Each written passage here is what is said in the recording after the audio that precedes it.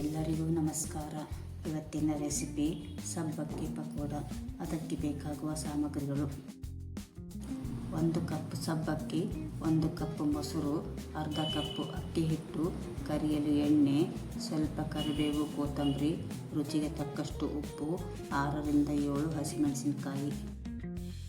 ಒಂದು ಜಾರಿಗೆ ಹಸಿಮೆಣಸಿನಕಾಯಿ, ಕರಿಬೇವು, ಕೊತ್ತಂಬರಿಯನ್ನು ಹಾಕಿ ಸಣ್ಣಗೆ ಪೇಸ್ಟ್ ಮಾಡಿಕೊಳ್ಳಬೇಕು.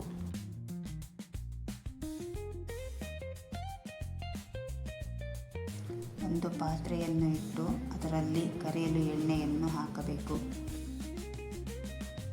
ಒಂದು ಪಾತ್ರೆಯಲ್ಲಿ 7 ರಿಂದ 8 ತಾಸು ಮೊಸರಿನಲ್ಲಿ ನೆನೆಸಿದ ಸಬ್ಬಕ್ಕಿಯನ್ನು ಹಾಕಬೇಕು. ನಂತರ ಅದಕ್ಕೆ ಅಕ್ಕಿ ಹಿಟ್ಟು, ರುಬ್ಬಿದ ಹಸಿಮೆಣಸಿನಕಾಯಿ ಪೇಸ್ಟು, ರುಚಿಗೆ ತಕ್ಕಷ್ಟು ಉಪ್ಪು ಮತ್ತು ಸ್ವಲ್ಪ ನೀರನ್ನು ಹಾಕಿಕೊಂಡು ಪಕೋಡ ಹದಕ್ಕೆ ಕಲಿಸಿಕೊಳ್ಳಬೇಕು.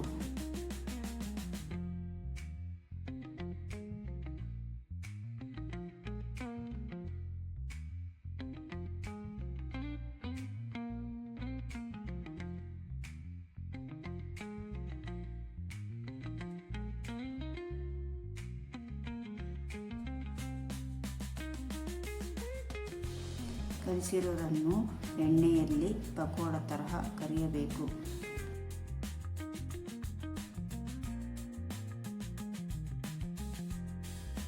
ಅದನ್ನು ಸ್ವಲ್ಪ ಗೋಲ್ಡನ್ ಕಲರ್ ಬಂದ ಮೇಲೆ ಒಂದು ಪ್ಲೇಟಿಗೆ ತೆಗೆದುಕೊಳ್ಳಬೇಕು.